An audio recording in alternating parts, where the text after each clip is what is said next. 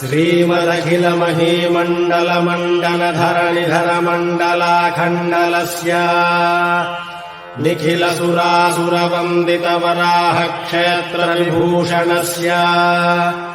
शेषाचलगरुडाचलवृषभाचल नारायणाचलाञ्जनाचलादिशिखरिमालाकुलस्य नादमुखबोधनिधिवीधिगुणसाभरणसत्त्वनिधि तत्त्वनिधि भक्तिगुणपूर्ण